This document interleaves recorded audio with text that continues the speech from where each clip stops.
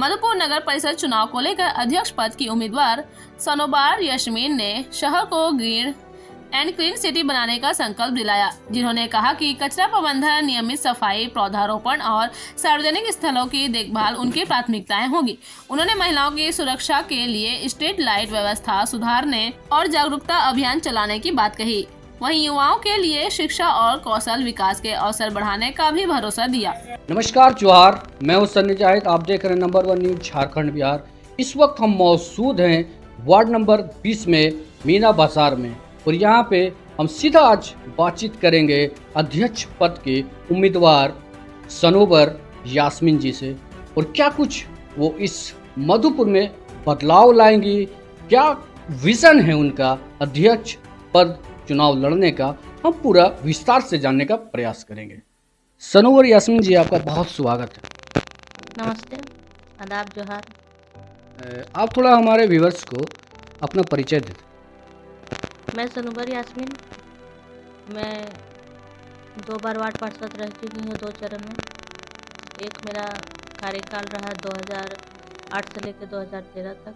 उसके बाद दोबारा मैं जीत कर आई। 2013 में मैं हार गई थी, उसके 2018 में पुनः मैं जीत कर आई, और 2023 तक मैंने दूसरा कार्यकाल पूरा किया। आप 2 बार वार्ड पार्षद रही हैं, उसके बाद पहली बार अध्यक्ष पद की चुनाव लड़ रही हैं। क्या विज़न है, क्या सोचकर जो है जनता का विकास करेंगे, क्या उन लोग की समस्या दूर करेंगे, थोड़ा ये बताएं, क्या विज़न है आपका? देखिए, नगर पालिका का जो रोड नाली है वो तो सारी चीज़ें होती ही रहती है और होती ही रहेंगी। कुछ नई सोच के साथ मैं अध्यक्ष पद के लिए भी प्रत्याशी हूँ। जैसे कि सबसे पहले ये है कि मधुपुर को ग्रीन बनाना है। मधुपुर अगर स्वच्छ रहेगा, सुंदर रहेगा, तभी ग्रीन बनेगा। और क्योंकि मधुपुर में सबसे बड़ी समस्या है जल का, पानी का। अगर पानी हमको मिले, इसके के लिए हमें इसको ग्रीन बनाना होगा, तभी मुझे पानी मिलेगी। दूसरी है आपकी कि यहाँ एजुकेशन का है कि अगर हमारा बच्चे पढ़ेंगे तभी वो खुशहाल और नेतृत्व कर पाएंगे। एडुकेटेड जो रहेगा तभी अपने शहर की भी तरक्की होगी, अपने राज्य की भी तरक्की होगी, अपने देश की भी तरक्की होगी। और तीसरा है, हम नौजवान और महिलाओं के लिए भी मैंने सोचा, मैंने देखा है कि नौजवानों लोग को कि कुछ ऐसा स्कीम आए जिससे वो लाभान्वित हो सके, कुछ रोज़गार के वजह से कुछ ऐसा रोज़गार आए अपने शहर में कि लोग उससे काम करके अपने पैरों पे खड़े हो पाए। और महिलाएं, जैसे मिडिल क्लास की जो भी महिलाएं हैं, उनका साथ एक चीज़ें बहुत सी आती हैं, बोलती हैं कि मैडम है तो दीदी है, भाभी है, कि कुछ हम लोग को ऐसा दीजिए कि हम लोग घर बैठ के काम कर सकें या कहीं जाके हम लोग इज्जत के साथ काम कर सकें। तो मैं उन लोगों के लिए जो भी सरकार की स्कीम है उस स्कीम को उनके तक मैं ज़रूर पहुंचाऊंगी। आप जो है कैंपेनिंग कर रहे हैं, लगातार डोर टू डोर जा रहे हैं, तो सबसे ज़्यादा समस्या आपको क्या सुनने को मिल रहा है? लोग क्या, वोटर जो है क्या बता रहे हैं समस्या? सबसे ज़्यादा समस्या क्या निकल के आ रहा है इस मधुपुर में? 23 वार्ड में आप घूम रहे हैं। देखिए, मधुपुर में समस्या तो बहुत खास नहीं ही है। लगभग सभी जितने भी पूर्व में भी वार्ड पार्षद रहे हैं, जहाँ तक उनको नगर परिषद से जो सुविधा मिला, चाहे आवास बोलिए, वृद्धा पेंशन बोलिए, मैया सम्मान बोलिए, उज्ज्वला योजना बोलिए, सभी लोगों ने अपने स्तर से काम किया है। और फंड जो भी आया उसके थ्रू और भी काम हुआ है, वो समस्या। लेकिन मेन मुद्दा है कि मधुपुर को डेवलप कैसे करना है।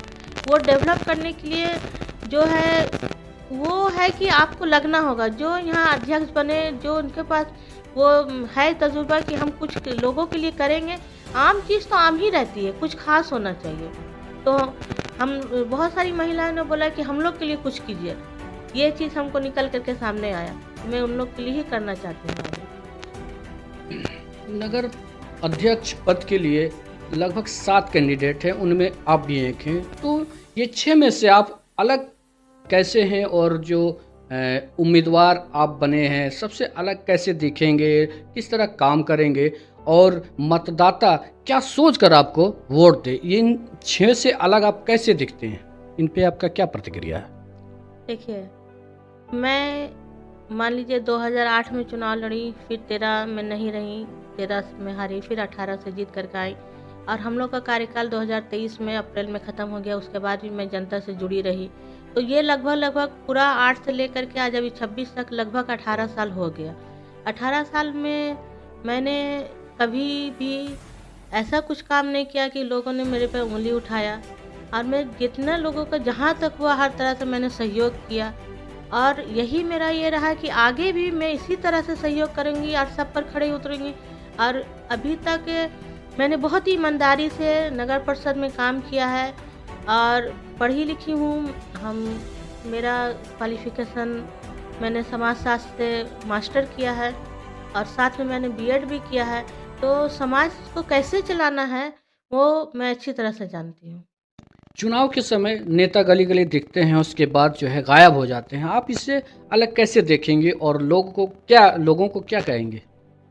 देखिए, मैं अभी भी लगभग सभी गली गली दिख रही हूँ और मैं अगर चुनाव जीत भी जाती हूँ तो मैं इसी तरह से गली गली ही दिखूंगी हमेशा।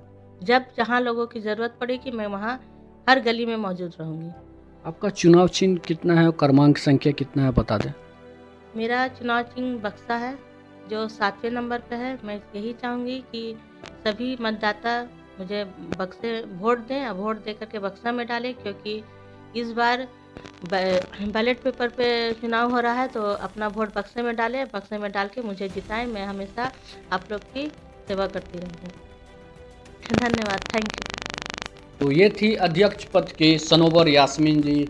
काफ़ी विकास का वादा किए हैं। अब जनता के हाथ में फैसला है आने वाले 27 तारीख को। फिलहाल इस खबर में इतना ही। शहजादा सलीम के साथ मैं सन्नी जाहिद, धन्यवाद।